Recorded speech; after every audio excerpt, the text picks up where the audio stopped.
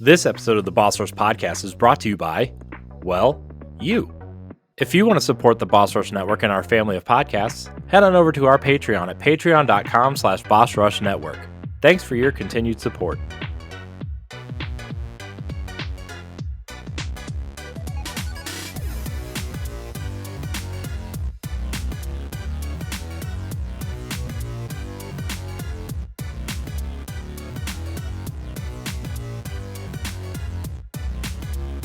Hello, everybody. Welcome back to the Boss Rush Podcast, a great place to play games and be better. I'm one of your hosts, Corey Dirrig, and alongside me, as always, is the PC muscle race himself, LeRon Dawkins. I offer a very sickly what's popping tonight. Hi, LeRon. Hi. I missed your face. I missed your face too. That doesn't. That was very convincing. But I know it didn't come off the way it should have, and like I said, I'm sorry. I'm sick. if you're sick, why are you here? Man, cold alert. Oh, can I go? Can I go? Not now. We already hit record. Oh, screw that! Screw that! People dropped off for less stuff in the middle of a recording. Can I go? I was pooping.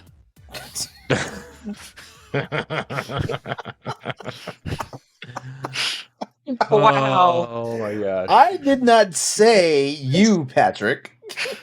Wow. That was prime entertainment content just right there. Right there. Wow. Even though technically I got a bone to pick with you because of how you just basically like came at me today in chat, but yeah. Oh boy. I'll let you two fight off to the side. Also here joining us is the mad pharmacist herself, Stephanie Klimov. I'm here. I have my energy drink and I have my heating pad for my aching back. Cheers. Cheers. Cheers indeed. Our PAX organizer. I feel so lost. I'm so lost. I feel lost every day. Speaking of lost, also here is PK Power Pat Klein. We found him. Yep, you did. And Not pooping. Not pooping this time. And you found me, and I didn't really want to be found, so I'll probably be lost again after this podcast. Well, that's fair. Mm-hmm. That's fair. You know what I did find though, for real?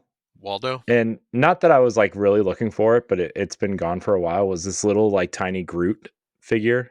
Oh, little I baby. I don't know where I got it.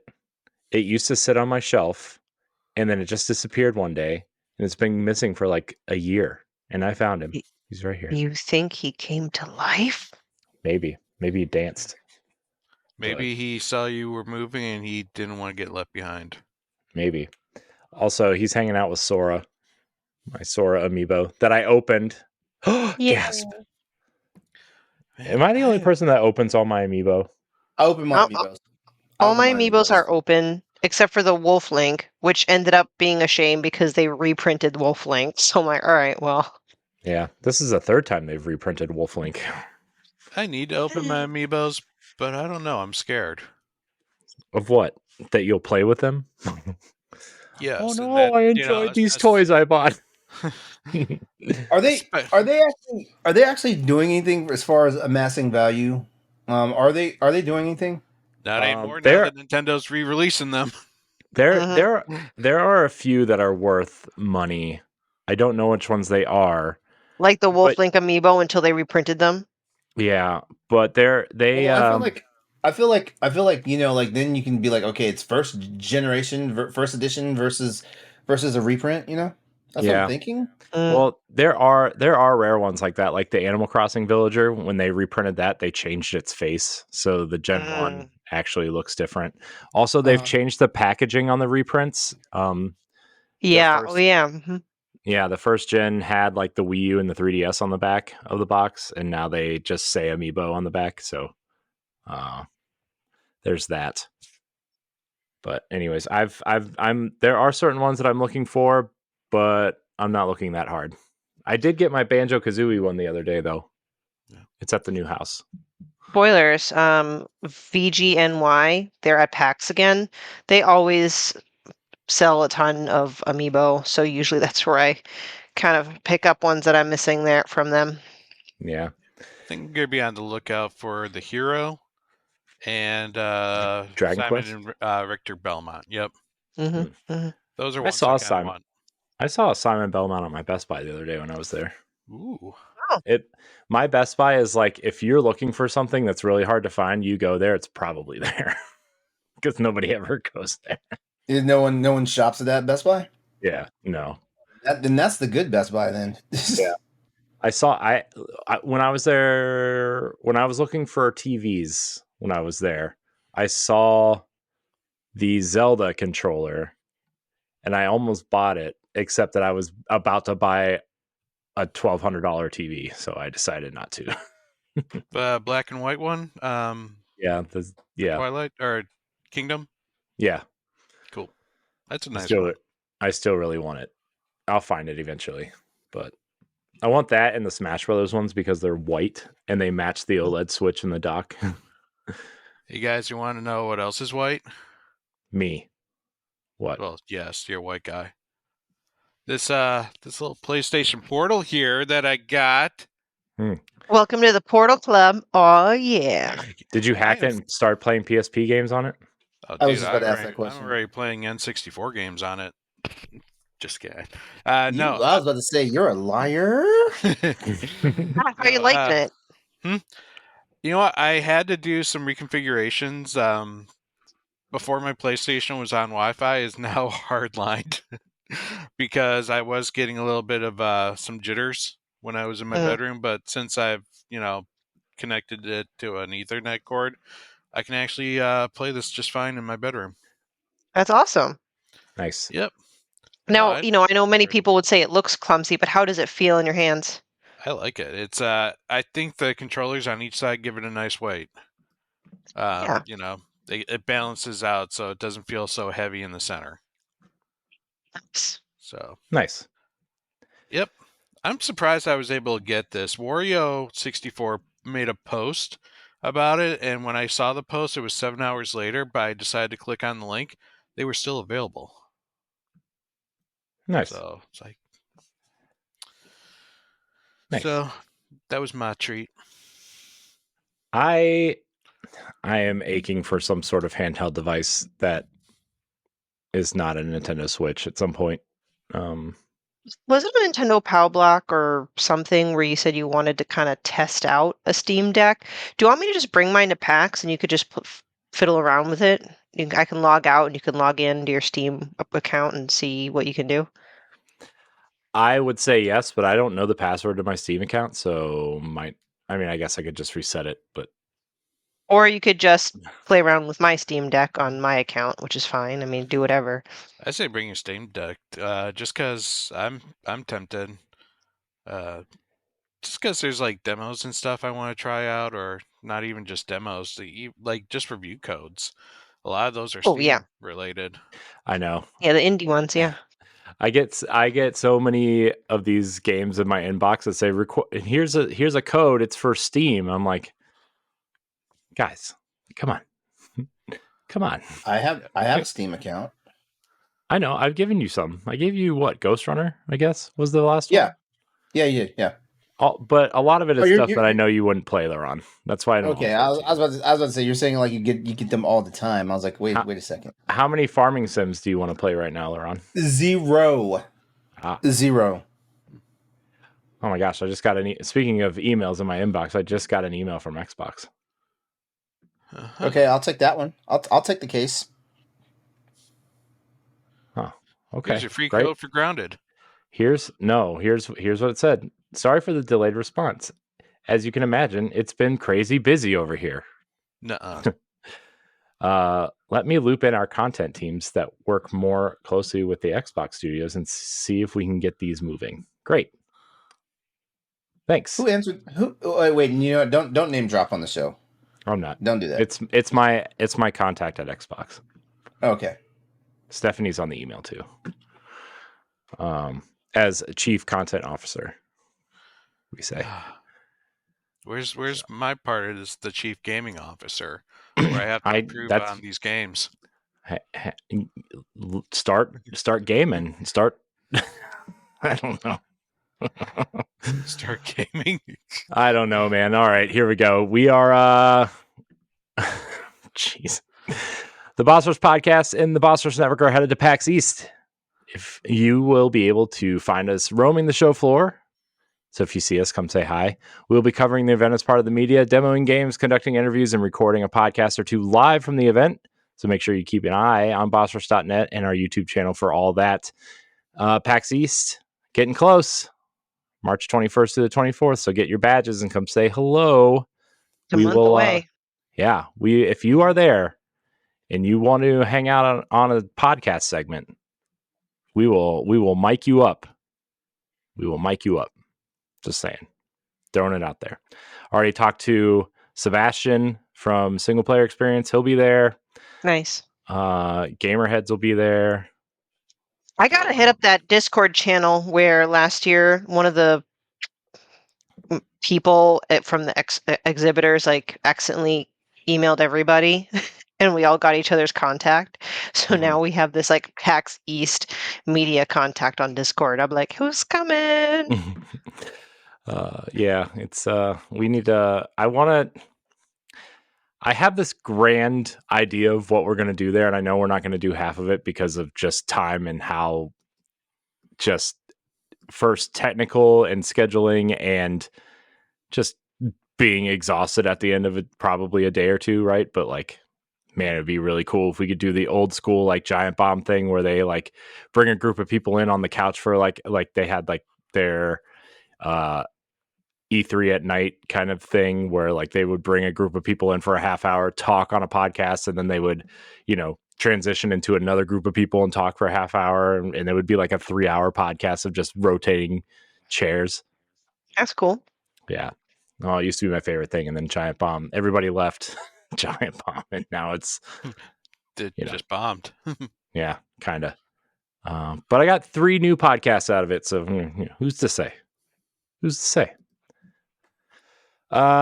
Speaking of saying, if you want to support the Boss Rush Podcast and Boss Rush Network, you can head on over to our Patreon at patreon.com/Boss Rush Network, where you can get the show 1 week early and ad-free and other perks like early access to other podcasts, voting rights to book club, interview questions, and more. Just select the tier that's right for you. Again, that's patreon.com/Boss Rush Network. If you can't contribute financially, no big deal. Your viewership and listenership is enough for us. If you're watching the video on YouTube, subscribe to the channel, leave a thumbs up on the video, hit the bell so you know when new episodes go live. Ding dong. With other content coming up soon-ish.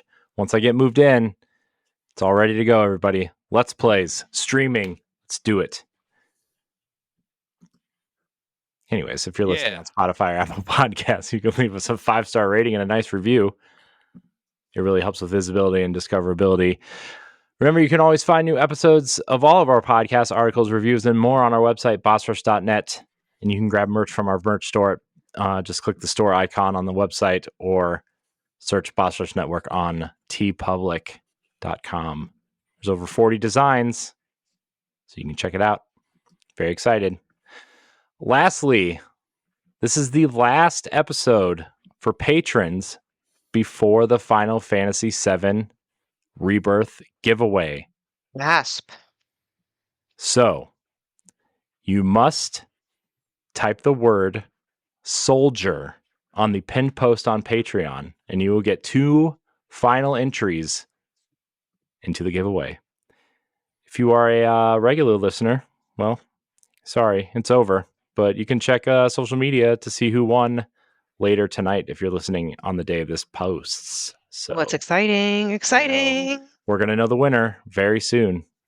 4 days, 5 days, however many That just days. means it's also closer to Final Fantasy VII, just in general. So yeah, I'm having a... It will be out.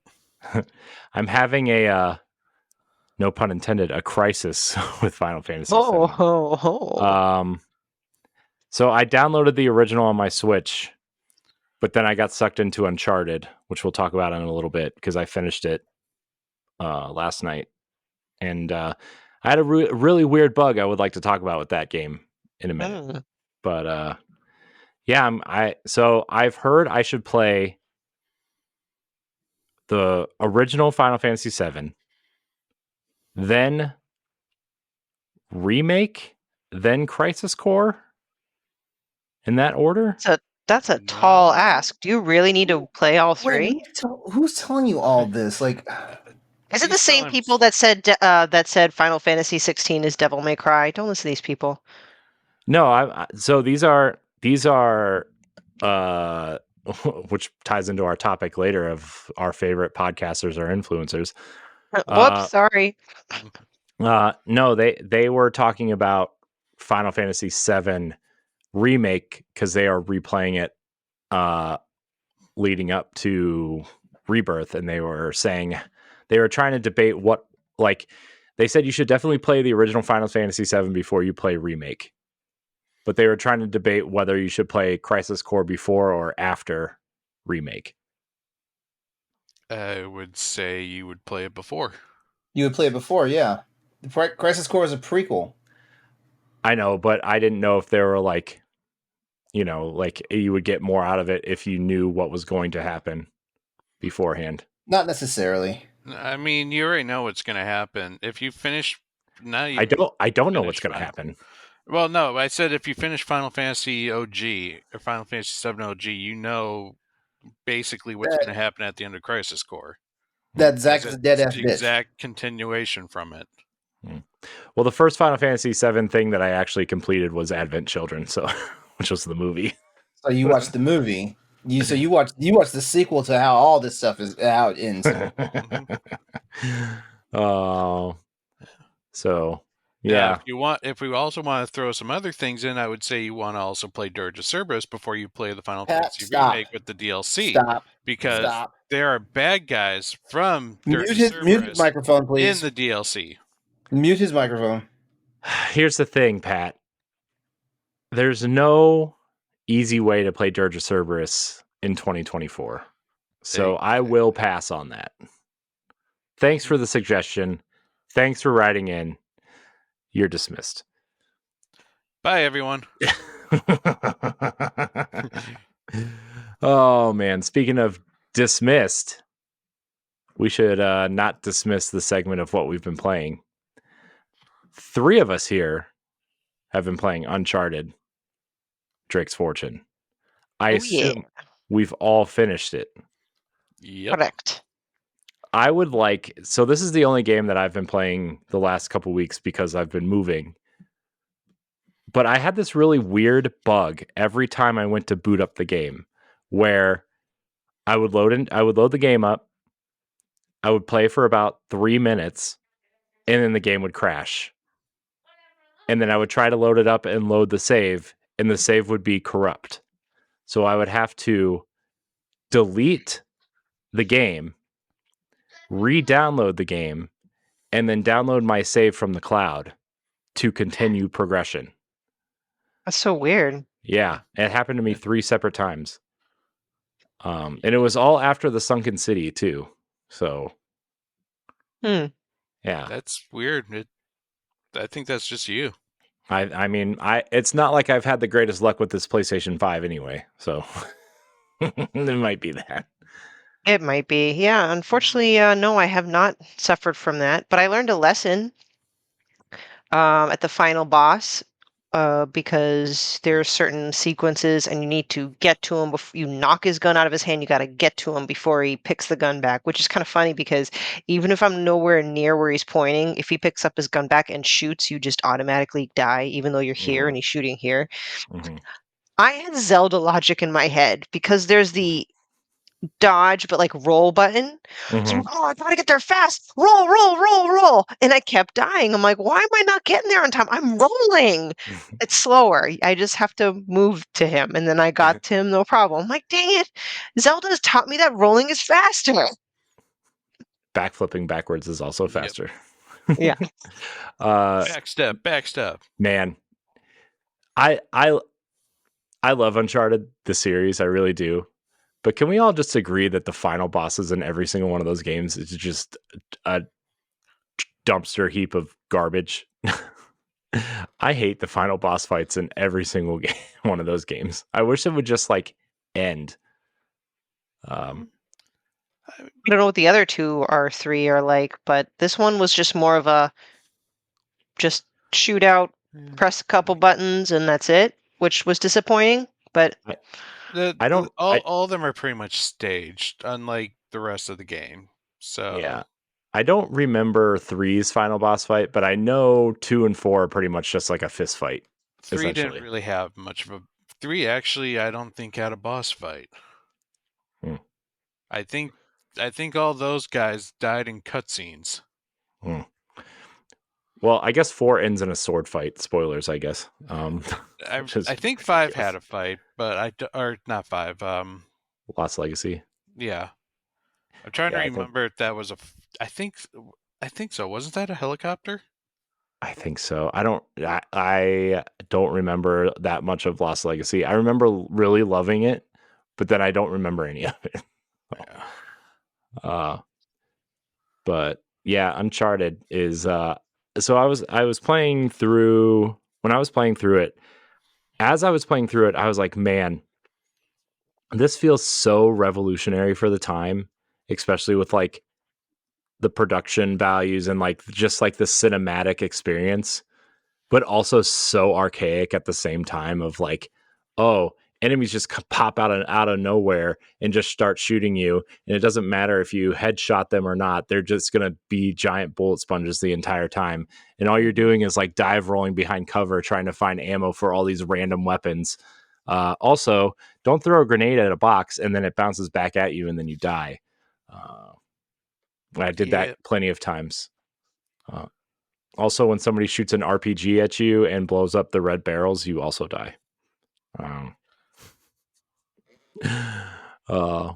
But no, I agree. I think you've nailed it on the head, because when I keep reminding myself that this was on PS3, I'm like, this actually is kind of, in a sense, ahead of its time. But then also, like you said, the combat, and I talked about it last week. I'm like, all right, this is where, if there was that rumored kind of complete remake, I'm like, man, this would be quite a banger if they did. Yeah, I agree. I think I don't. So I'm going to attribute this to Blue Point because I know that they really went in and fixed the mechanics of the game and made them all feel the same. But the gunplay feels a lot better than I remember it feeling back then. Like it feels like it's not amazing. It's not like Gears of War or like a standard third person shooter or whatever, but it felt way better than I remember it feeling. I know those hitboxes sucked still. Like, I know I shot people in the head, but they're like, oh no, you shot me in the neck. Therefore, I have like 3 more hits, to take. Yeah. That, and like, I don't know about you, but there would be times where I thought either I was really well hidden or their character model wasn't looking like they were aiming at you. But if you heard the bang, I got shot, and I'm like, okay. Yeah. Cool. Also there were times where I thought I was hiding because I saw a ton of enemies in front of me and I had just come from this hallway and I'm getting shot. I'm like, where am I getting shot from? And I turn the camera and there's guys behind me, like right where I came from. And I'm like, oh, well, that's that generation for you, I guess. Yeah. Also, Stephanie, I want to point out something that you said maybe last week. You just walk, like you're running through this hallway and you're like doing the platforming stuff and you're finding the treasures and stuff, and then you just come to this big like literal like circle with literal boxes and these archways and broken rocks and stuff that's clearly meant for cover, and you're like, oh well, here's a battle coming. Guess tons of guns and ammo. Yeah. One other comment, and it's more like story related. It's not really a negative comment toward the game or the story. It's just more of a funny commentary, because anyway, I'll get to it. That twist it took with the cursed beings and then how the Nazis are involved. I don't know. I just kind of laugh because many times I think we're starting to get away from it. We always kind of default to like the Nazis are involved. They're into the occult and all that stuff.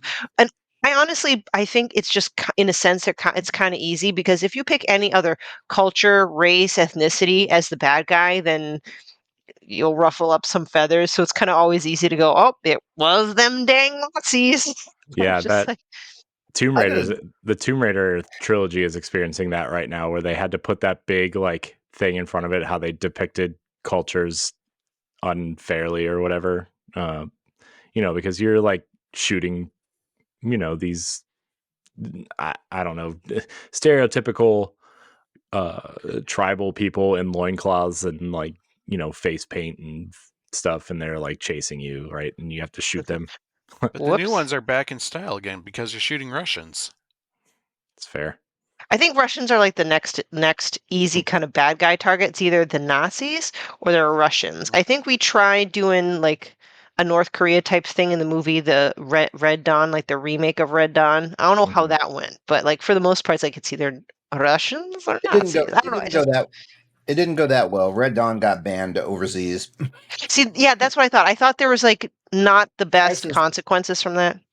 Crisis also had a problem too because the bad guys are Korean in that one. Yeah, so there you go. So if we're thinking about like groups of people, so like I said, it's not a knock at the game or anything. It's just a funny observation. Like, I hate to say it, but the Nazis are kind of like, and Russians, like a default, okay to be a bad guy, and no one will get mad at you for it. Yeah. It makes, in terms of a cultural aspect, though, it does kind of make sense because Nazis were basically the last nation to be like massive art thieves. Like wherever they went, they stole artifacts,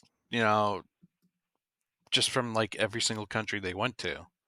Yeah, no, like it just makes sense. It's just I've been watching Indiana Jones with my son lately. Inscription, I don't want to spoiler that, but I'm just throwing out names of games I've been playing lately that yeah, I'll just stop there. Let me tell you another one. Wolfenstein. Best Nazi game ever.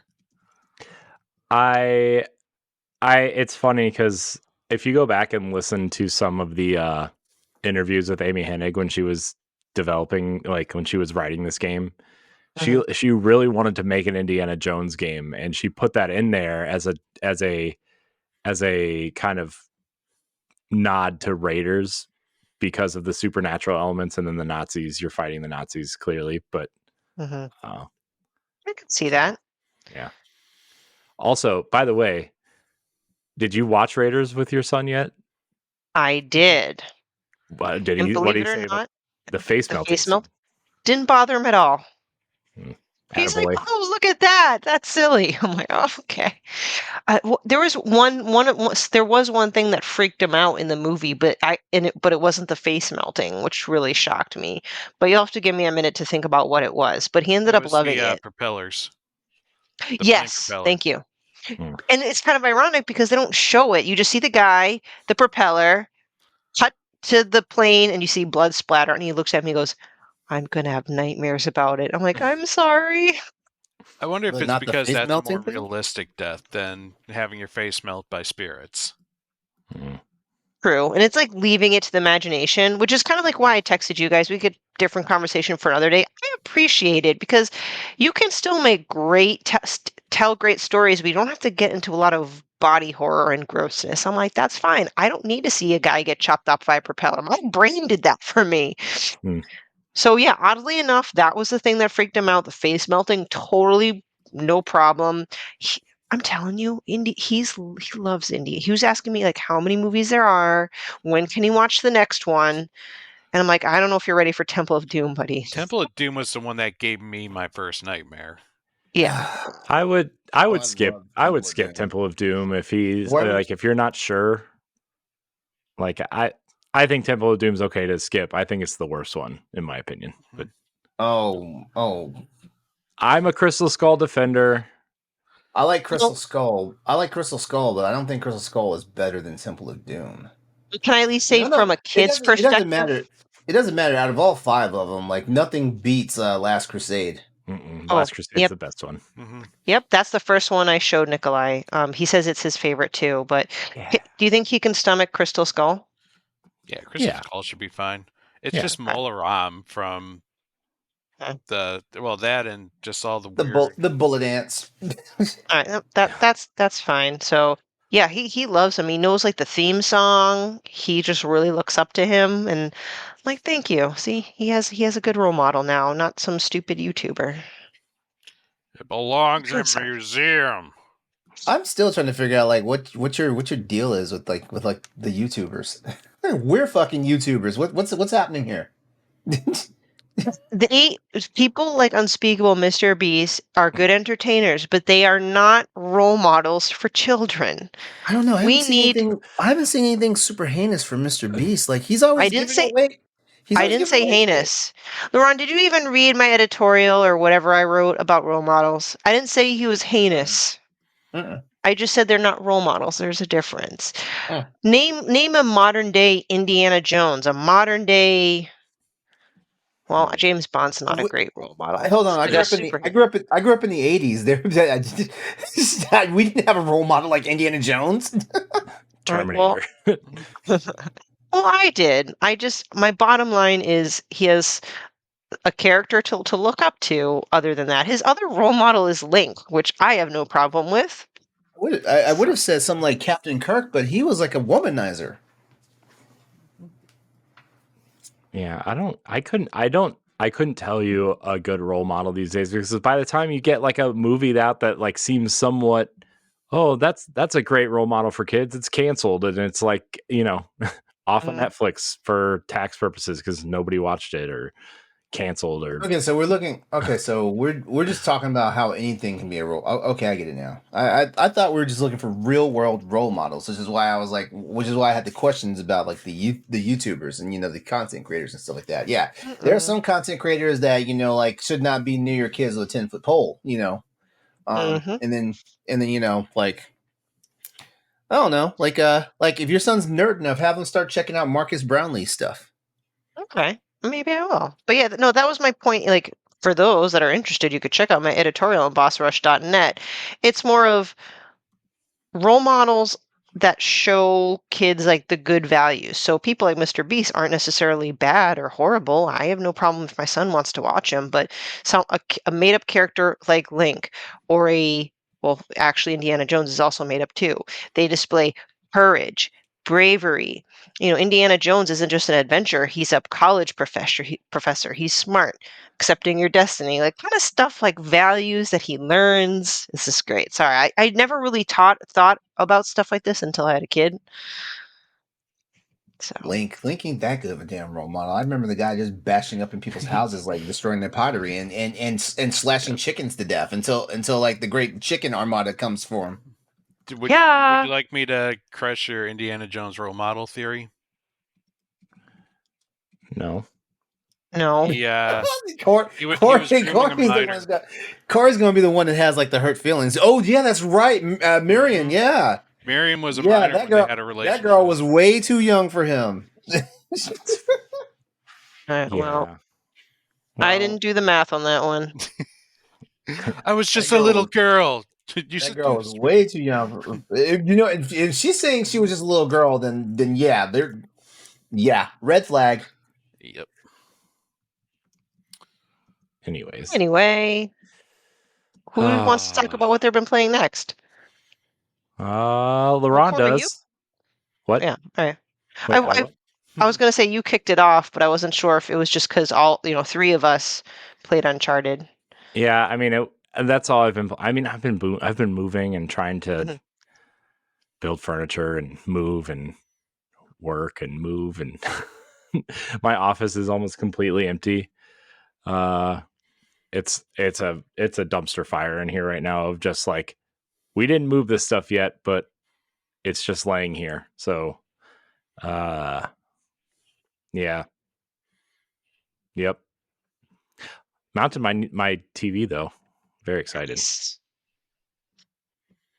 Anyways, LeRon, what are you Um, playing? What are you snacking on? First of all, Gummy bears. Gummy bears, classic snack. Yep. So I'm still playing Tekken 8. I don't see myself stopping playing that anytime soon. Tekken 8 was like the major thing I've been playing. I did play Mario vs. Donkey Kong the first day I was out, I fell in love with it again, just like how I fell in love with it back when it came out on the Game Boy Advance. And I just love like the updated look and everything. Like, I mean, say what you will, like if Nintendo keeps doing it like this, I don't care. I really don't care. I haven't played enough Mario vs. Donkey Kong to like really like get into the details of it. I've only played like the first 3 stages and stuff. but I do love how fluid like the game moves. Because I have like the old school one on emulators, Mhm. and I remember it moving kind of janky back then on the Game Boy. Um, and it moves kind of janky on like these emulators, even with like the high powered hardware like the ROG Ally, for example. But yeah, like they got this down to like it's like smooth like butter, like and it just feels nice, it flows nice, and like all the classic sounds are there and stuff like that, and I love like I have, even though I have not gotten to a real boss fight yet. I love the fact that like the minis that you rescue become like your minions, as you go do your boss fights and stuff like that. And maybe I'll beat this game because I never beat it on the Game Boy Advance. I've heard, you know what these games remind me of, and I really liked this first game, the what Game Boy Advance one. I really liked it when I played it.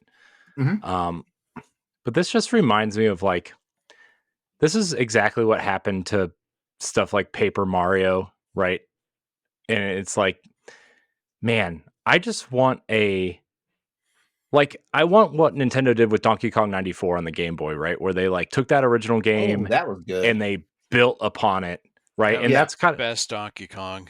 yeah, and it's like, that's kind of what this is, but kind of not. Kind of like Paper Mario is kind of Mario RPG, but kind of not. And how Mario and Luigi is kind of Mario RPG, but kind of not, right? Like Yeah. they split these franchises somewhere, and I would really like a new Donkey Kong puzzle platformer that's not Mario versus Donkey Kong, you know? But that's the thing about it, though. Like Mario vs. Donkey Kong became the puzzle platformer. Like like in all seriousness, if we want, and also if we want to look at it a certain way, Mario vs. Donkey Kong technically is Donkey Kong 4. Mhm. Because it's got all the mechanics. Like you got my favorite of the Donkey Kong games from the old school days is Donkey Kong Jr.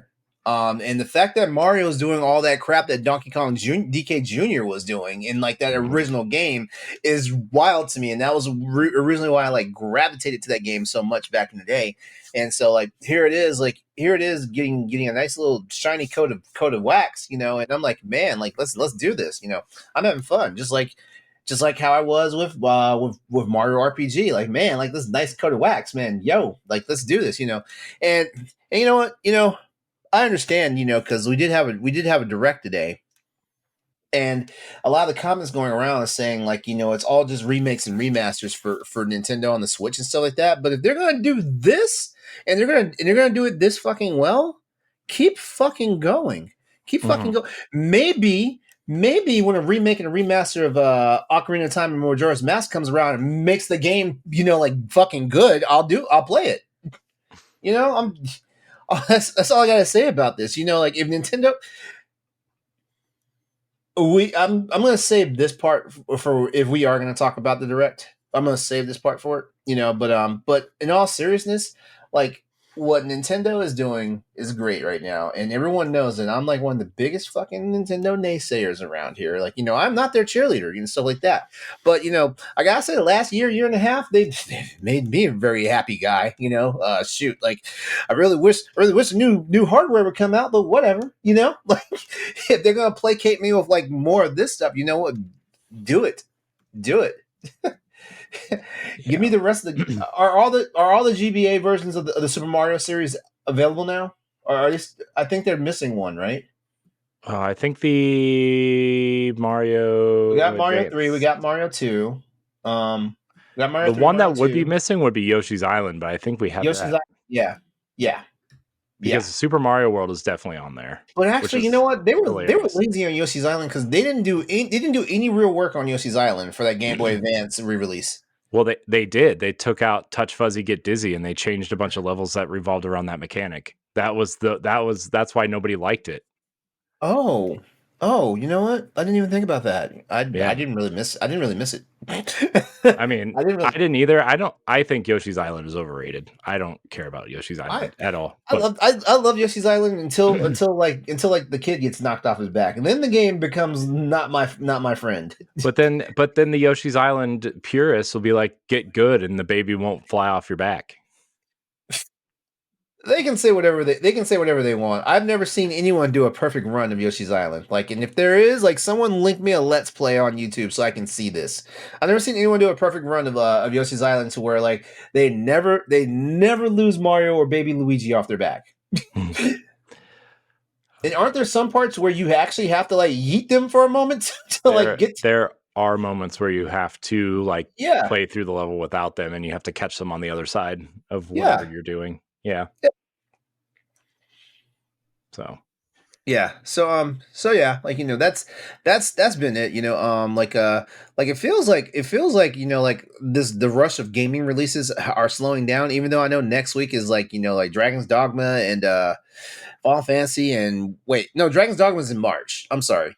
But it's Final Fantasy gets its chance to glow on its own and stuff like that, but the Final Fantasy train is going to run over the Dragon Dogma train, even though Dragon Dogma is like a hot commodity. Like, people want that game and stuff like that. But I think everybody got out of the way of Final Fantasy, is my opinion. yeah, because Dragon's Dogma 2 and there's another game that's coming out the same day. Is it an Ubisoft game?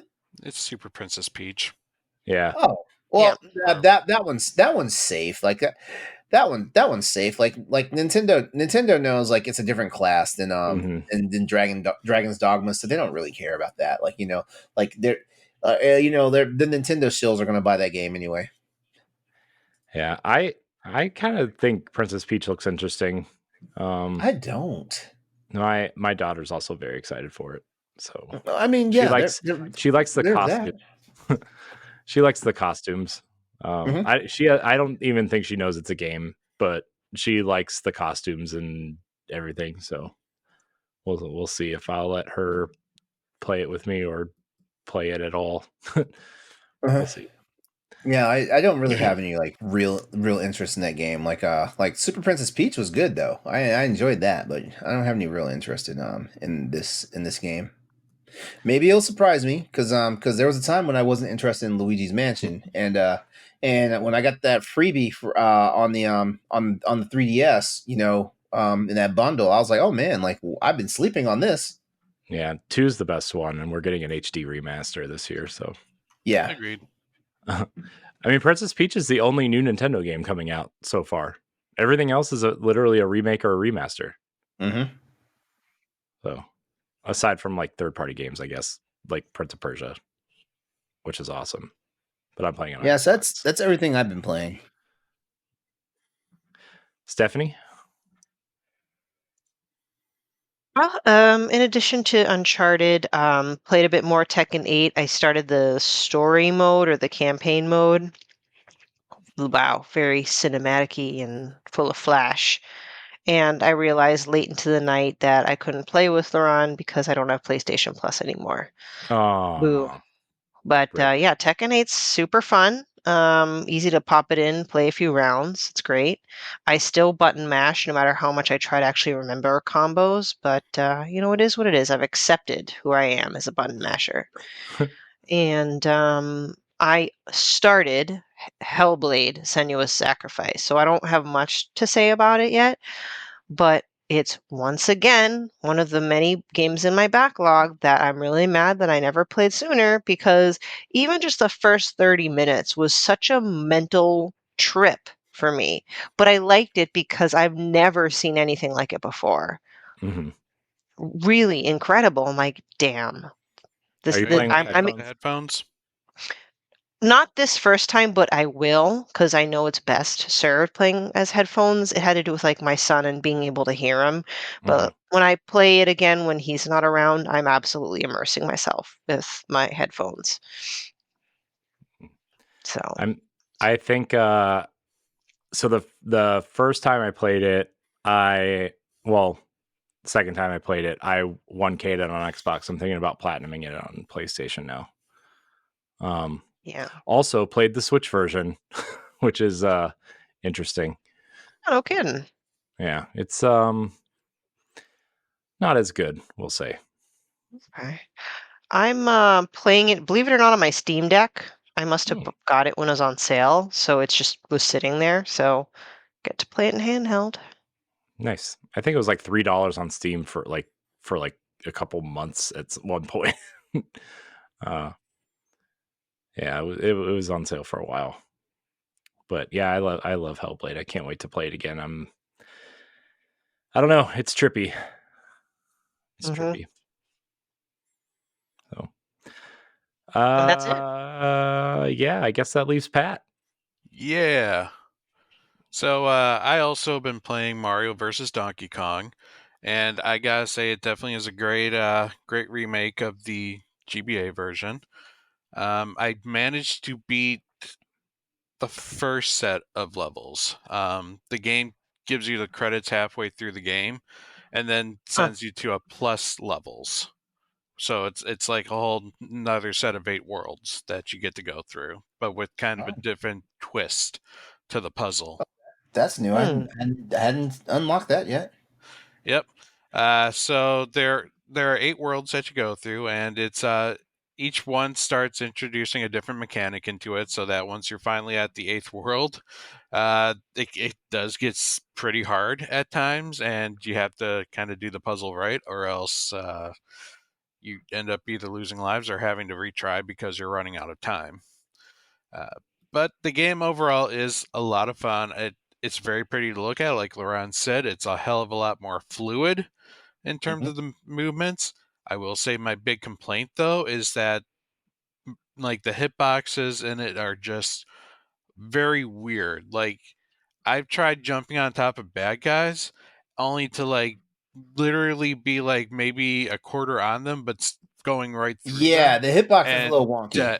and then you die because you Yeah, technically touched the yeah. bad If, guy. if I'm if I'm not mistaken, I feel like the hitbox is worse in this remake than it was in the original.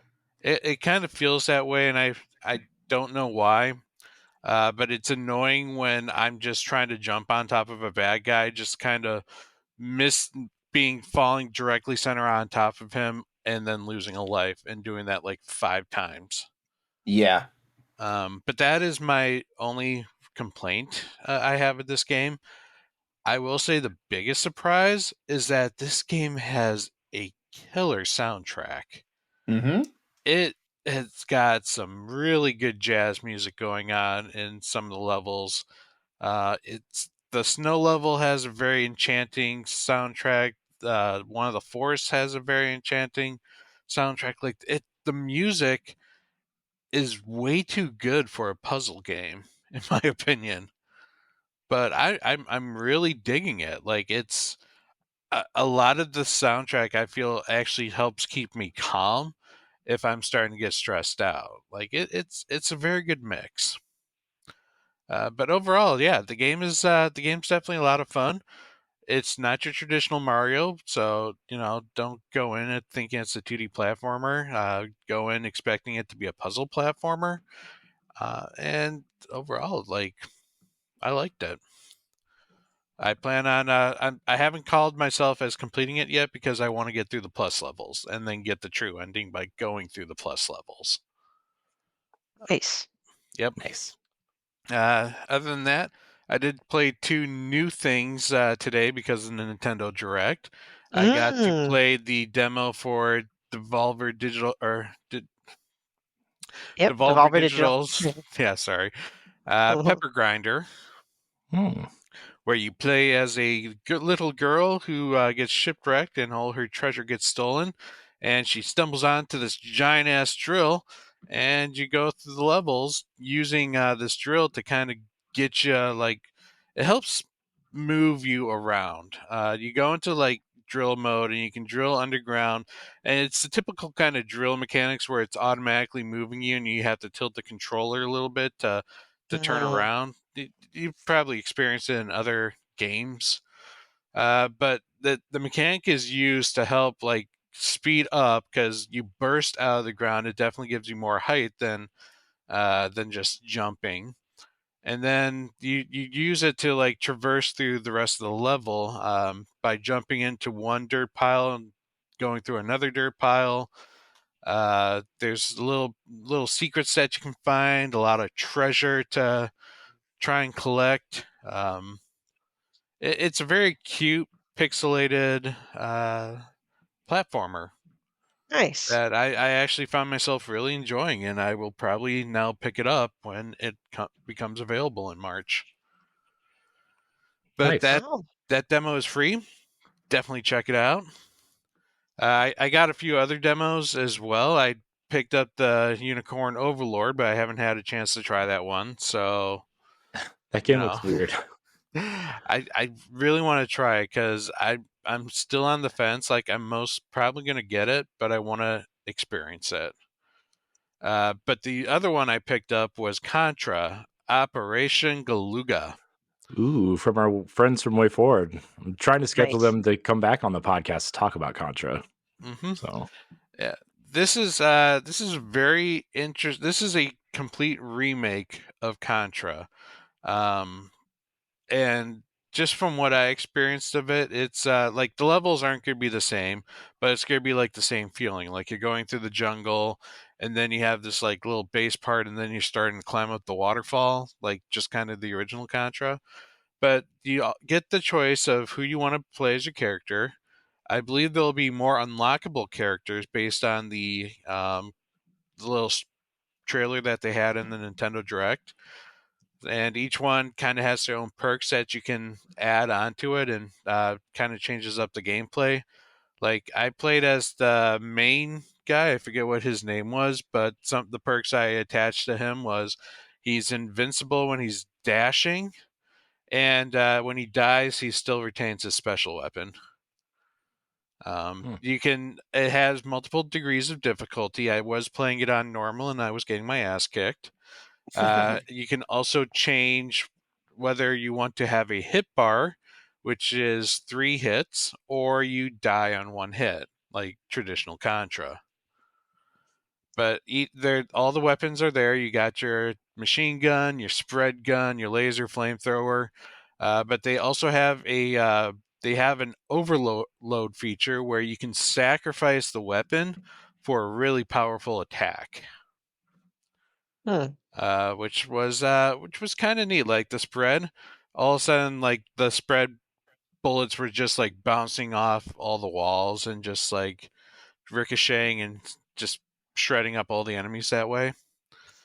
It has a story mode that was going on that was very reminiscent of like Metal Gear Solid almost. Like you had your colonel who was giving your characters the orders. You had your science geek, your like special ops geek, just all these other people kind of radio and talking to you throughout throughout the level and like just in the beginning cutscene. So it's gonna be interesting to see how that plays out. But they definitely revamped some of those boss fights. It's plays like Contra, but it's also new. Like it's not gonna be what you think it was. nice. So, yep. Other than that, it's been more Persona. I'm like 55 hours into that game now. Still going. Nice. I'm speaking of Persona, I told you I downloaded the original Final Fantasy VII, but I also downloaded Persona 3 Portable on the Switch, which I know is kind of considered the worst one that's readily available right now. But also, like, I've also heard it's the shortest and it's really not that bad. Thing that makes that one different is that it takes the standard level. Well, I mean, you still have your dungeons, but the things outside the dungeons are now a visual novel form. Yeah. Well, it's fine for me, I guess. Also, it's the only one where you can play the female main character. It's true. I've heard that too, which I don't understand why that's I mean, Why never mind. that's a hot trigger right now for people. Never mind. Reverse that thought. I mean, it is interesting. Like a lot of people are ripping on Reload because it doesn't have the female main character. Yeah, but It's isn't there not that DLC coming? Did they already confirm that DLC was coming? DLC's coming. It's pretty much confirmed the female's still not getting a story. But the DLC seems to confirm that the Fez epilogue chapter is coming. So at least that's going to be nice. But they would have to remake Social Links to do the female one, and that's maybe in like 3 years if Atlas keeps on with its trends of re-releasing games with a little extra content. Oh, you mean like Shin Megami Tensei 5 Vengeance that was announced today? Yep. Oh, man. That was funny. That's funny. Oh, good times. Good on you, Atlas. I'm sour, but also I'm excited. I want to shout out Tokyo Mirage Session Sharp FE Encore, the best Persona game. That was actually pretty good. It's amazing. Persona 5 Royal is the best, but that, you know what, Mirage was nice. Switch exclusive. It's a Fire Emblem crossover Persona game, which is amazing. That's why it's my favorite. Persona game has Also Fire Emblems as your Persona. Also, the only Fire Emblem or the only Persona S game that I've ever played more than an hour of. So. I mean, that's the style of the game. It's you have your daily life, and then you have a dungeon that you crawl through. Yeah, I miss the Wii U functionality of the cell phone, though. Not gonna lie to you. Got to go into a menu now. Gross. If you want to see how you can become a Patreon producer, head on over to patreon.com/BossRushNetwork. The Patreon producers for this month are Adriel Munger, Austin Campbell, Celeste Roberts, Christian S., Sana Dirrig, Francisco Santillan, Matthew Keel, and Todd Oxtra. Thanks for your continued support of the Boss Rush Network.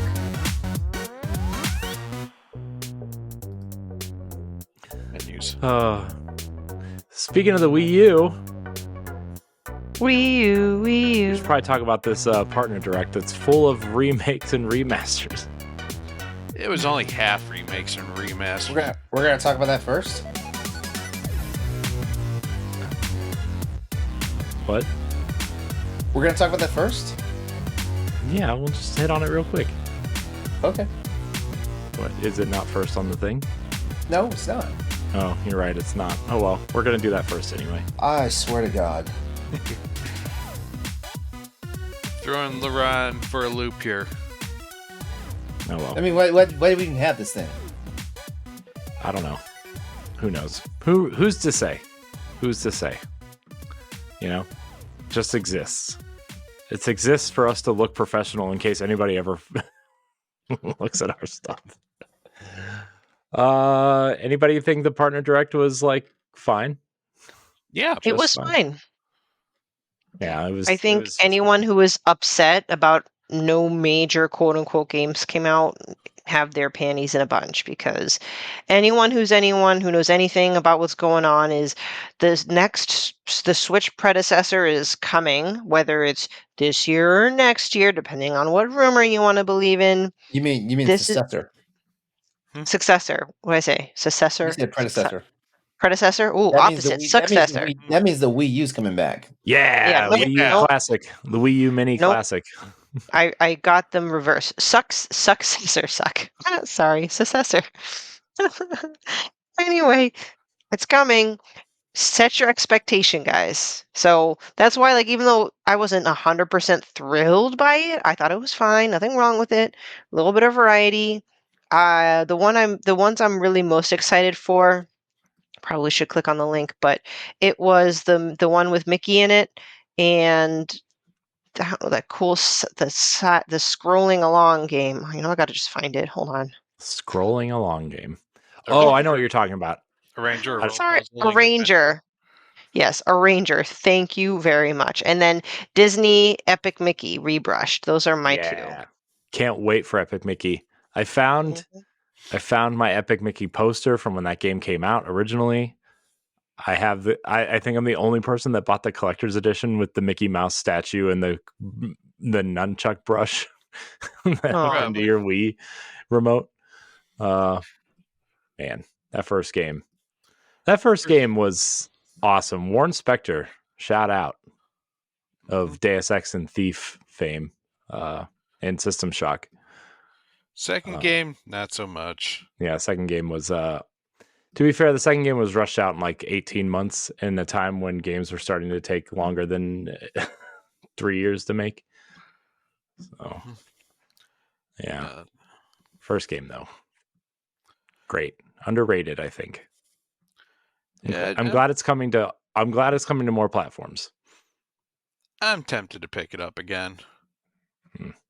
Oh, and the big part of it is very obvious that there are Xbox Studio games. Like this is kind of, I mean, it makes sense now that this happened after the podcast because, whatever.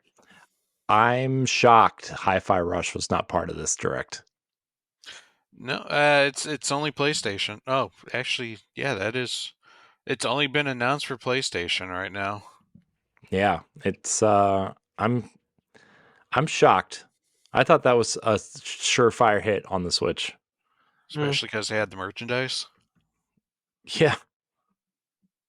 Maybe it just needs more polish. Maybe. Yeah. I mean, that makes sense. Most games getting ported to the Switch are usually delayed. So, and the PS5 is relatively similar to the Xbox in terms of infrastructure. So, no, I thought this direct was, it had a good mix of games. Some of the ones that stood out to me, obviously, was the Shin Megami Tensei 5 Vengeance, which I read more into it. It's basically a whole new route for Game 5. Like, they now consider they've considered two routes now. The original game is called the Creation route, and now the new one's the Vengeance route. So that what sucks though is that your original file is not able to be ported over to the new game. You will have to start the new game over again if you want to do that. And they said they've improved the original route as well. So there's more content to that. It's basically going to be like 2 80-hour routes in this game that you can choose from. So it's going to be a huge ass game, like most Shin Megami games are. They're introducing 40 more demons, and I guess the benefit, if you did own the original game, you can port 3 of your demons from the original game over to the new one. But okay. That one looked cool. I was also interested in you know what, that Endless Ocean actually does look pretty cool. Not gonna lie. That looks like a nice, chill, relaxing game as long as you don't have to play with 30 other players. My thing is like, why do you end on that game? Yeah. There were like 3 or 4 other games you could have ended on that would have been way better, and they're not even like big games. I don't know. That was just weird. I mean, I know that game was huge on Wii, but like, yeah, I agree. Like that wasn't a bad announcement. I just kind of was like, that's the choice for the last one. Whatever, right? The Ender's Magnolia looked pretty awesome. That game looks cool. I need to get back and finish Ender Lilies. But yeah, the sequel looks amazing. And of course, Fantasy Life is something I really hope to get into here. Yes, I want to get that too. I'm surprised how late it's coming out though. October 10th, right? Yep. Yeah. But seems like again, a lot of like ports or remasters or like expansions to games. Because Fantasy Life came out on the 3DS, right? The first one. 3DS. This is actually this is a whole new game. This isn't. Yeah. Yeah. Yeah. I wonder if this is like, hey, we're putting it out here because we kind of know the next console is going to be backwards compatible. So we hope you continue to play it when that comes out. Well, I'm just happy Level 5 is making games again. When they said that they were done, or at least done like on the Western side, that was sad. But now we have a whole lineup like Fantasy Life, the Dodeca Police or whatever later, And of course, the new Professor Layton coming out in Mhm. 2025. World of Steam, the new World of Steam, I think is what it's called. Yep, and Very it excited. looked amazing. I love Professor Layton. Give me Me those. too. Give me those collections. I know. Where are those at? We got Where are those? fucking Phoenix Wright. Who fucking cares? Give me some Professor Layton. Hell, you can make 2 editions. You can have like the first trilogy and then the second trilogy, Right. which is a prequel. Yeah. Oh, man. I wonder if Fuck they're going to have Phoenix Wright. I need Katrina. Professor Layton. I wonder if they're going to have, was it Katrina or Katarina Layton? I wonder if she's coming Something back. I don't know. That game's on Switch, right? That game's Yep. on Switch. Yeah, that one has a Switch version. I thought I had it. I think I have it too. I think I bought it and then I didn't play it because I read reviews that said it's not Professor Layton. And I'm like, oh, It's not as good. I will say that, but it's still it's a decent success, like attempt. I'm maybe gonna get up. find There's that one. these backlogs, man. These backlogs are just. Anyways. Yeah, I mean, Epic Mickey's the only game that I kind of have circled as like a must buy. I'm Mhm. interested enough in Monster Hunter Stories because I liked the second one and I never played the first one, but I don't know. Everybody online says that the first one was just like kind of okay and the second one is way better and it's Second not one is worth way going better. back. I will So- agree with that. Oh, there you go.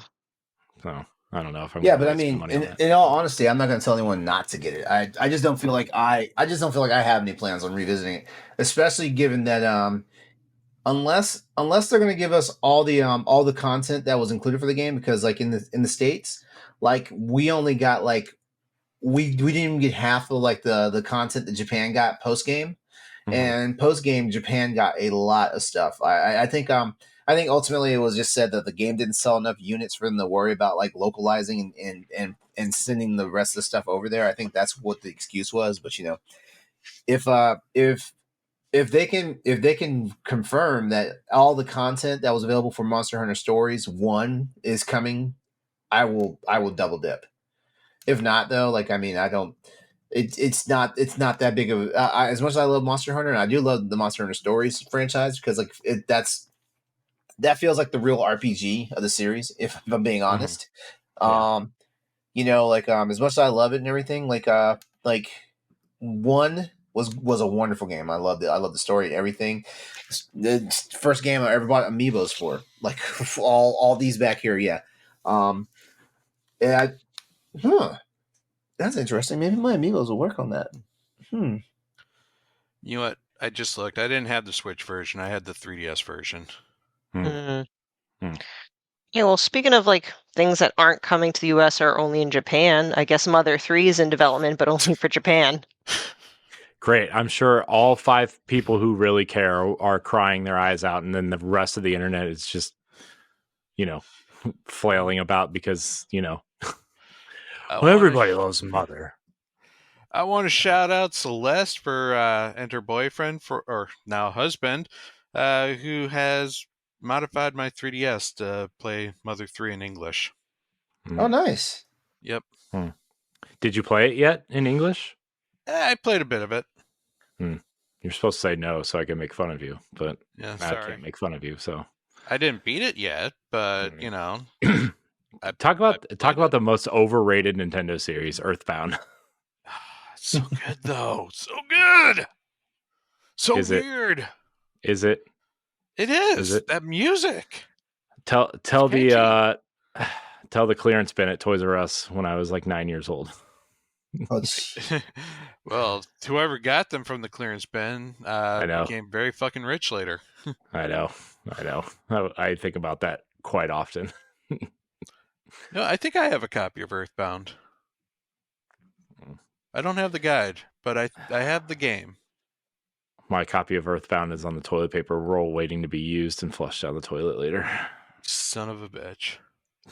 May Jesus Gigas Christ. curse you.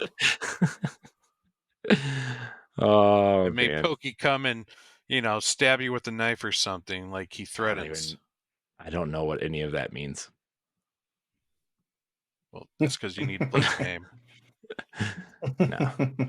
Nope. Mm-mm. I tried once on the Wii U of all places. I tried, and not for me. Not for me.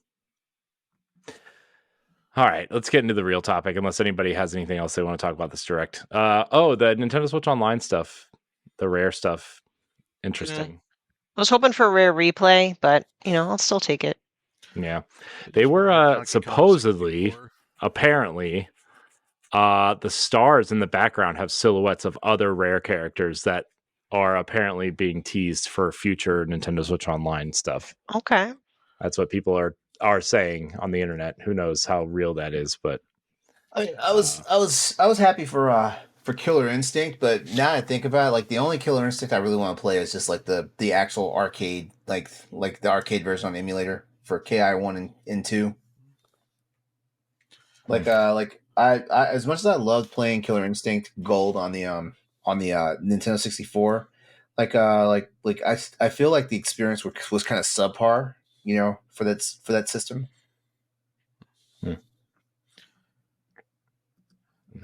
I will say I did get a little nostalgic with Snake Rattle and Roll and RC Pro AM. Those games were pretty rad back in the day. Well, Yeah, Blast Core. Did anyone play Blast Core?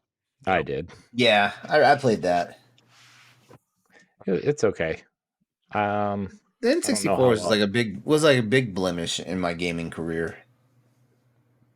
Yeah, I don't really know how much it holds up. I didn't play that much of it though, to be fair. So It's Banjo-Tooie or Banjo-Kazooie on the online store? it's the first one. The first one? Okay. Yeah. I need to play Tooie still. Yeah, that's available on Xbox through Rare Replay. Yeah. I would play the Xbox versions of Banjo-Kazooie if you want controls that make sense. Mm-hmm. Yeah. I love the Nintendo 64, but man, those controls for most games do not hold up. My gosh, the Donkey Kong 64. Hmm.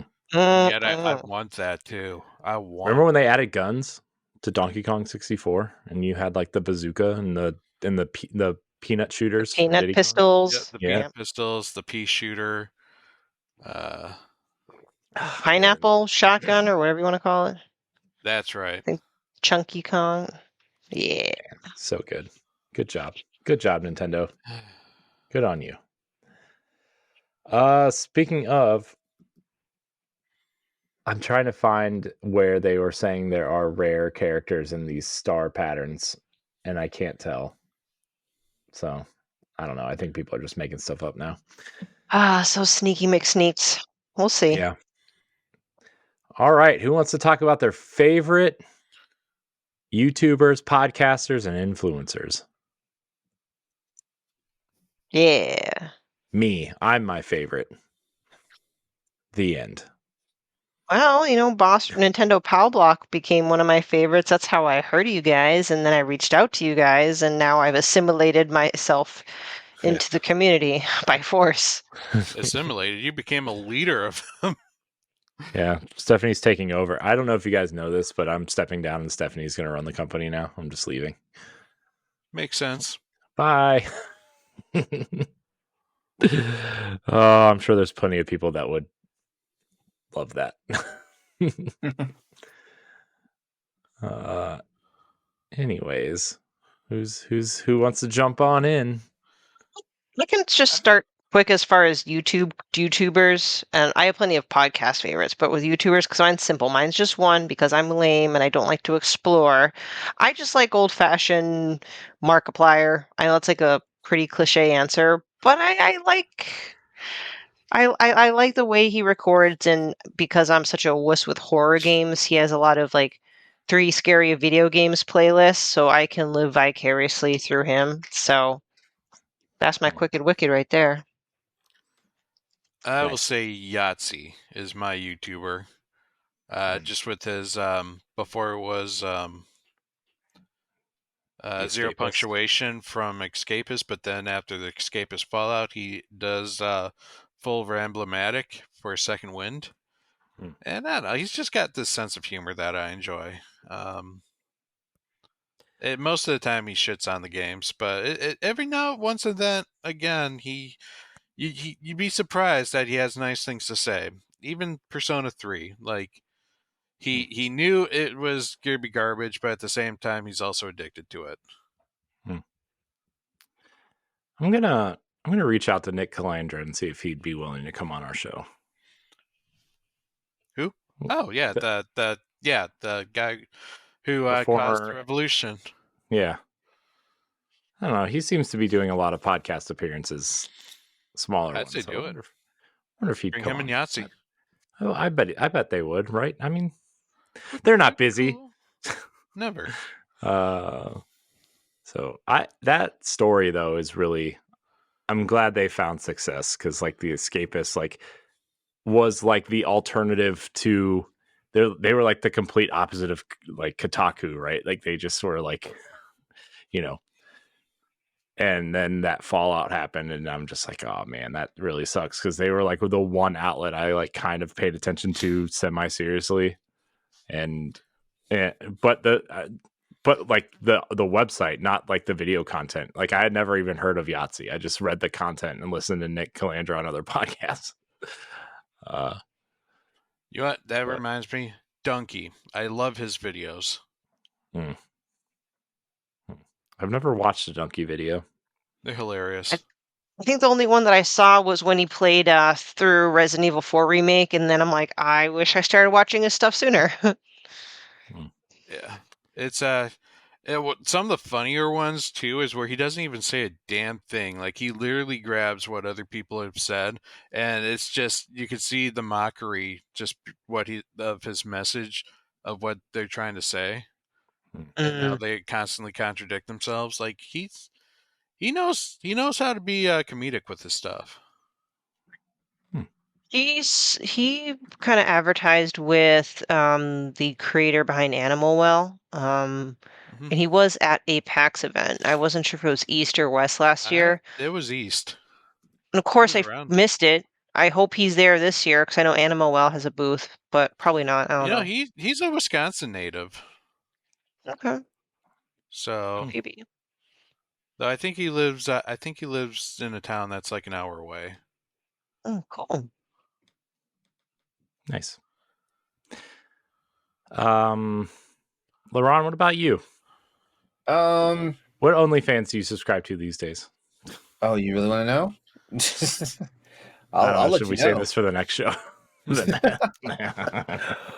Let me see. Some of my favorite YouTubers out there, honestly, like most of mine like are either in the tech field or their podcast shows similar to like us. So like for example, like one of my all-time favorite since I've discovered him is the Skill Up channel. I keep forgetting the guy's name that runs it because he doesn't always say his name, which is cool. Which is kind of cool, but yeah, like I listen like every week when his This Week in Games show comes out. Like I I have my notifications on, and I always tune into it. Also the Spawn Wave channel. They're basically like gaming news, like daily, pretty much. So that guy, I mentioned earlier to Steph, you know, like introduce her son Marcus Brownlee.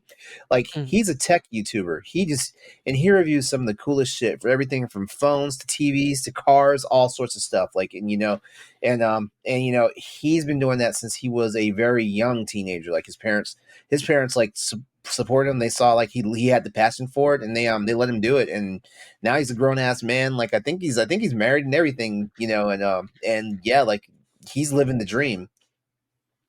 Nice. Let's see. Another influencer I like is Harris Heller. I learned so much. From him and his team. You know, when I was getting into the YouTube game and stuff like that. For doing your setups, everything from OBS to OBS to video rendering. He mainly uses Premiere. and stuff like that. But he's flexible. He'll use he'll try everything out. Like, I don't think I've ever seen him do anything for DaVinci Resolve, which is like what I started using because I needed a free option and not just a cracked version, from the internet somewhere of like an Adobe product, But yeah, Harris Heller and he's got a couple of channels, like Senpai Gaming, and also he's like a source if you want copyright free music and stuff like that. Like, he has like an entire just subdivision that's nothing but like original music and stuff like that you can do all copyright free. And one thing you really have to do is like you just have to like download like the acknowledgement about that about it and stuff like that, and that's it. Like, you yeah. So a lot of the YouTubers and stuff I watch, is that mainly it's the stuff that interests me. Every now and then something will get me. Like right now, I'm watching all sorts of Tekken stuff. Because like I follow the fighting game community and stuff like that. So this new Tekken game has been like just galore, nothing but like tutorials, fight videos, like techniques and all this stuff.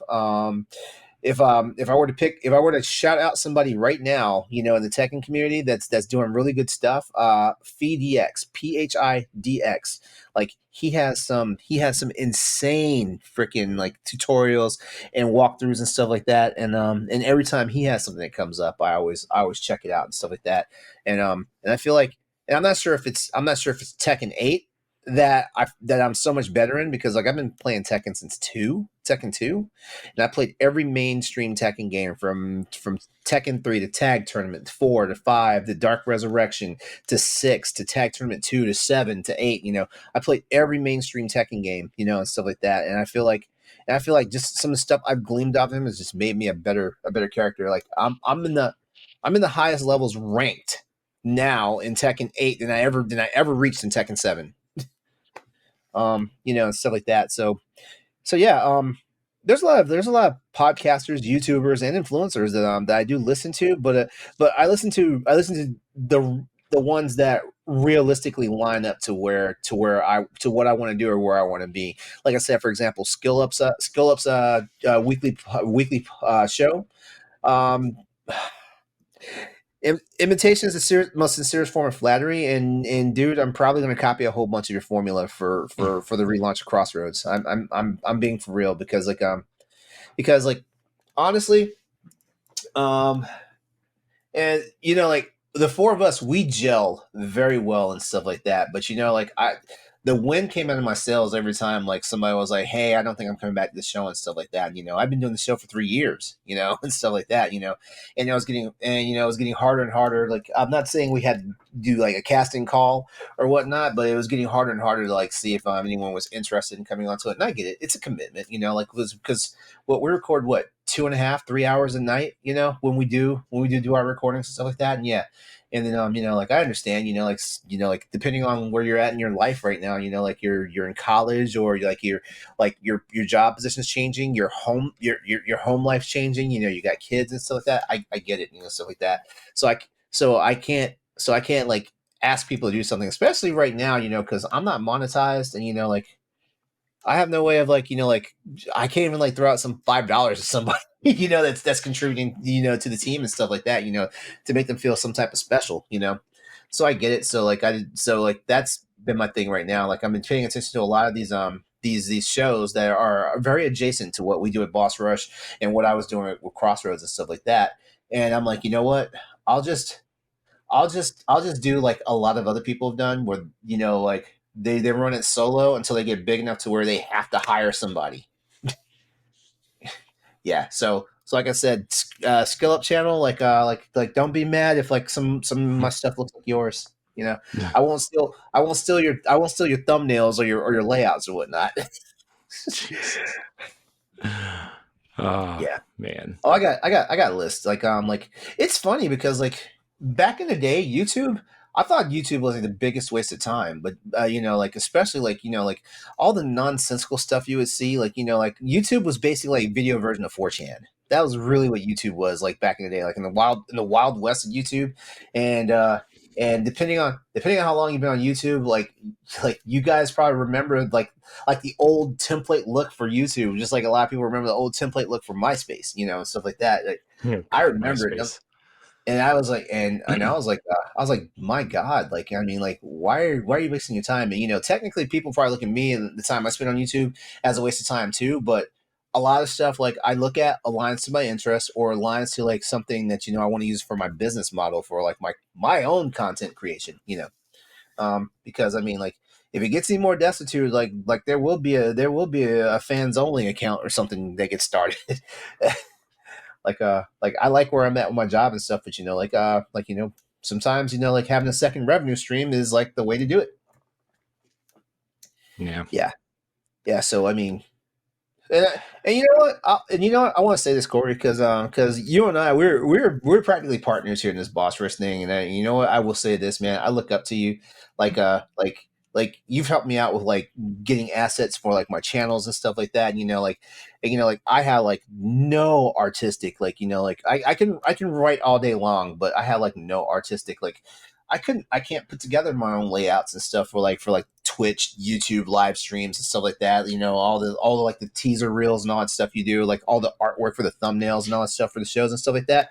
Like, dude, uh, everybody's gonna be like, "Oh, LeRon's in love with Corey," but you know what? Like, I love you, dude, because like you've helped me out tremendously over the last almost 4 years now. Well, I'm trying. I just want us all to succeed, and that's even your dinky little Nintendo show. Yeah, I like it too. I know. Yeah, it's fine sometimes. Yeah,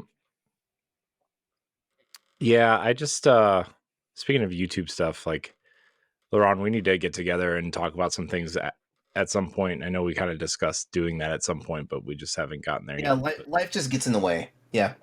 And real fast, Pat, everything that you guys did for the EXP cast, like I paid attention, I took notes on all that stuff too. Like, like you guys who are my peers, like I learned a lot from you guys, like, cause I still feel like I'm a fledgling, creator and stuff like that. Even though I have people ask me all the time, like like stuff about editing videos and all that stuff. Like I get questions all the time for that, so especially people that I know, like just in like my friends and stuff. They're like, wow, you did all that stuff. I'm like, this is nothing good. This is nothing good. I'm just kind of like OCD, so like like there's a reason why like sometimes I'm absolutely like tired. Like after I recorded a Crossroads show, and then like it goes up on stream 2 days later and stuff like that. Like I lose a lot of sleep just getting it edited and put together and stuff like that. And like people love it, and I'm glad for that. I wish I could get DMs and stuff. For people, I get some asking like, "Hey, where's the show? Like, what are you doing?" and stuff like that. I'm trying to do a relaunch, but I'm also trying to take back my original YouTube channel, my Exodus 803 channel. I'm trying to take that back because like it just got overrun with the Crossroads stuff, which I'm not saying this as in a bad way. Just got overrun with Crossroads to the point where like like the algorithm, like the only thing the algorithm will do now is like send people that way for just podcasts. And that's a growing pain. Like you have to learn this stuff and figure things out. And like I said, guys like Harris Heller and like some of the people that like give all this wonderful advice about being content creators and stuff like that. Like they eventually got down to it, and they're like, like if your channel is just this, but you want it to be this, you're gonna have to make a second channel. So guess who's making a second channel? Guess who's making a second and a third channel right now? Yeah, I mean, we've even talked about that with some of the stuff that we want to do, right? Like, is this channel just going to be the podcast channel? And that's kind of, I mean, if we want to do Let's Plays or streams or stuff, they've got to be on a separate channel because the algorithm's gonna be so messed up, we won't get anybody. So yeah, I'm gonna take all the Crossroads, all the Crossroads stuff, all the Crossroads stuff, all the Let's Plays, all the shorts and all that stuff. I'm gonna have to take them and move them over to a completely different channel and let Exodus 803 reset so it can become my nerd channel like I originally wanted it to be, like back in 2020. Yeah, kind of sucks that you have to do that, but hey, you gotta play the game. And you know what? If I was good enough at editing and making shorts and stuff like that, I would be monetized right now because the route to getting monetized, if you're doing shorts, like the route to getting monetized is so freaking fast, and they have made a few changes, but like overall, like the general guideline is still the same, you know. Yeah. So yeah, like I just gotta learn the technique and just start making the content. If anything, I could probably start making shorts out of all like the content I already have and just be like blast from the past and stuff like that, things of that nature. Or just if I had an actual office, not my bedroom, because that's kind of a sticking point for me right now. Like I'm way too proud to blur out the background because like like with the way my hair is right now, like I wind up looking like that shield matrix thing from the Borg when I move around, so like like I would blur out the background if I had like a really good green screen technology, or even like like even better like just green screen tech, in my graphics card, stuff like that. I have a 3090, and yeah, that's pretty good. That was like the cream of the crop for his generation, and it's only one generation behind, stuff like that. But I just don't like it. So, Yeah. so I'd rather just have an office, and like, oh my god, me and my boyfriend are gonna have to fight about our shared office because I told him I was like I guess we're gonna have to share an office, and I'm sorry right now if it winds up looking like something from like the Tron movie, I'm sorry. I don't know how you. I hope you learn how to teach in that environment because that's what it's gonna look like.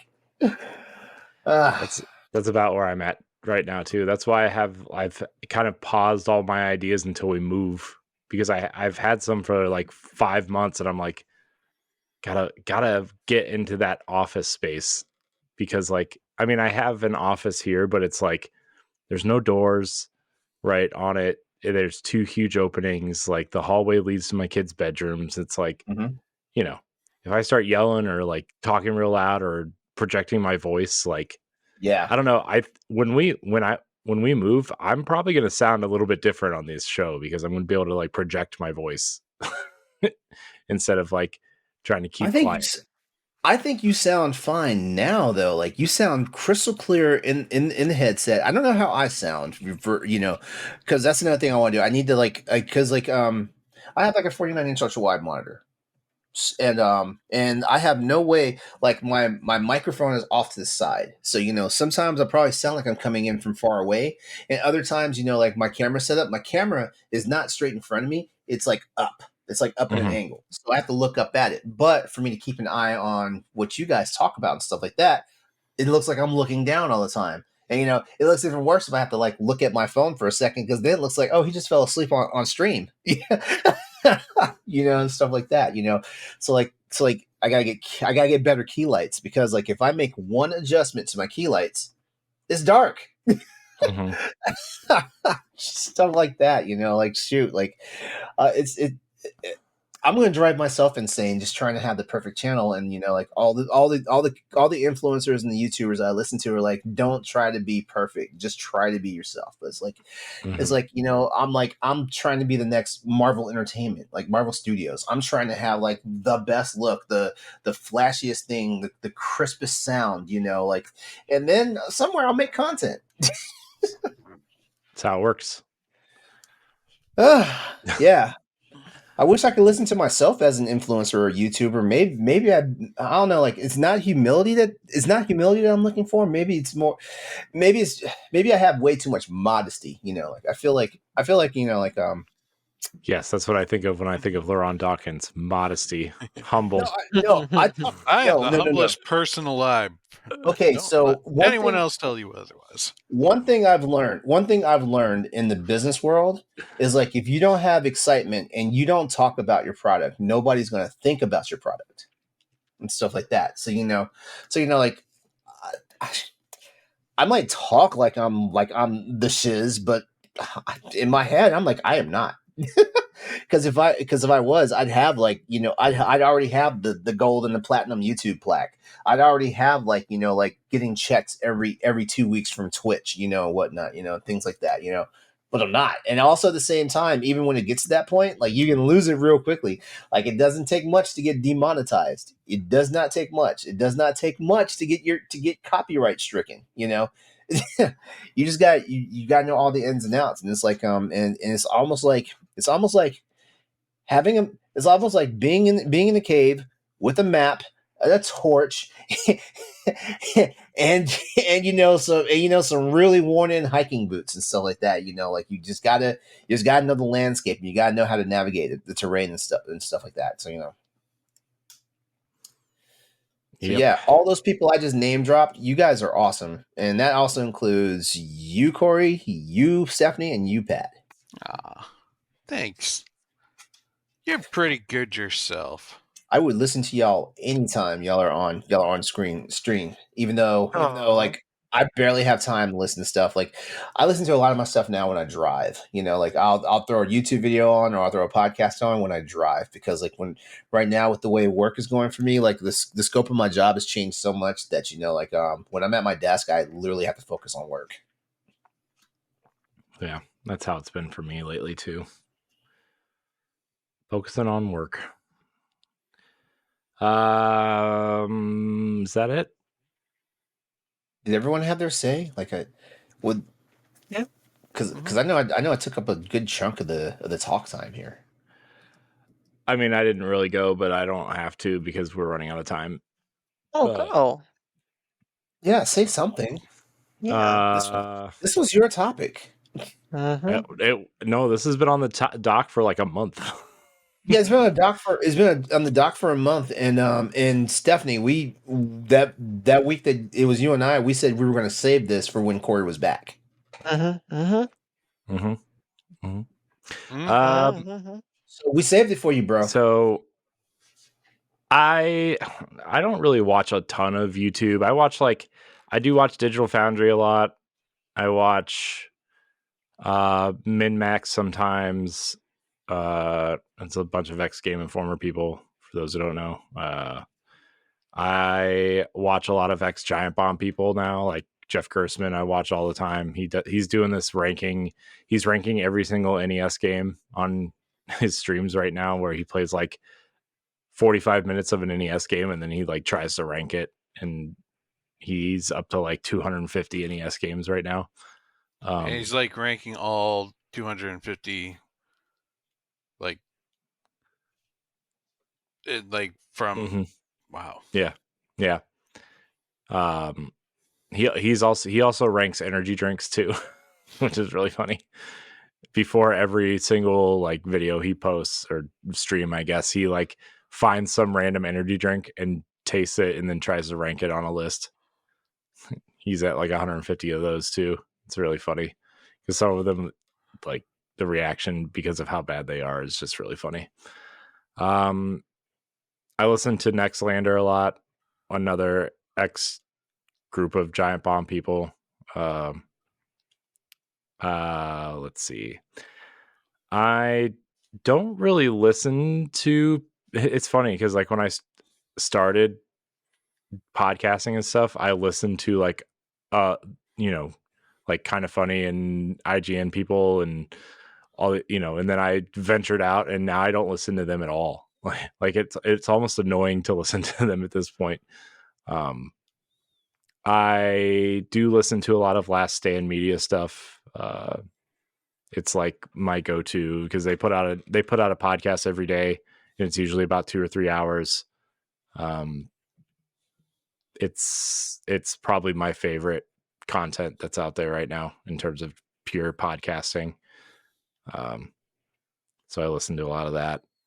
I know a lot of people don't like them. They have their opinions of the hosts and stuff, but I don't care. I like them. They're also like, besides a couple of our friends that podcast, like they're the only Patreon I subscribe to. So I think it's worth it. I think their content's worth it, even though all of their content except for one show is free. You just get it all early, which was like kind of the model I was kind of aiming for us.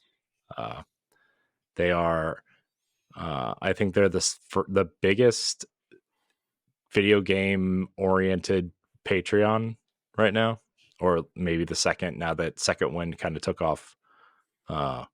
Second Wind's kind of huge now, so maybe they're the second, but it's like it's like every time their show comes up, it's like it automatically moves to the priority slot for me. So that's kind of really what I listen to and watch. I don't really explore anymore like I used to. I've found the people I like, and so I just stick with it. Sometimes the best way to go. Yeah. And then when I do try to venture out, I'm like, I don't want to watch this. I want to go back to what I'm used to. But then like the people you watch, like you kind of want them to do something different. And then you're like, well, let me go see if I can find this. And then it's not it. And by the time you're done searching, they've put out a new video of something new. And you're just like, oh, I'll just do this now. I do, non-video game related, I do watch a lot of the Ultimate Cleveland Sports Show, which is like a daily YouTube live show. Talks about Cleveland sports. So I do watch a lot of that. Not so much now because the Browns are done, but the Cavs are still out there, sort of, maybe. So that's kind of it for me. I do want to shout out Secret Friends Unite, though. Our friends over at Secret Friends, they're great. Sebastian from Single Player Experience, he's great. WASD and Beyond, they're great. Brody, second chair now. Brody's back. Attaboy. Awesome. Attaboy. Nick and Brody. We gotta get them on here now. God, I miss Brody. Yeah. I miss his beautiful bald head. So there's plenty of other people out there that I could probably shout out. I just can't think right now because my brain hurts. But to all the people out there who are creating content, doing good work, good job, all of you. Maybe not all of you. Most of you. Good chunk. You're trying. Matthew Keel also. I know you're looking for your next thing, but we love you. Oh, yeah. My secret bromance. Yeah. Yeah. Yeah, you're behind the scenes bromance. Anyways, I think that's going to do it. I think that's going to wrap it up here on the Boss Rush podcast. I want to thank everybody out there for watching and or listening. Subscribe to our Patreon if you want this show 1 week early. If not, no big deal. Subscribe, share, rate, review wherever you listen. LeRon, Stephanie, Pat, appreciate your time tonight as always. I missed you guys. Once a week is not enough. Though I know we're all busy, so maybe it is. Everybody out there, and thank you so much for watching and or listening. And until next time, we love you. Goodbye. Bye. Later. Take care. If you want to see how you can become a Patreon producer, head on over to patreon.com/BossRushNetwork. The Patreon producers for this month are Adriel Munger, Austin Campbell, Celeste Roberts, Christian S., Sana Dirrig, Francisco Santillan, Matthew Keel, and Todd Oxtra. Thanks for your continued support of the Boss Rush Network.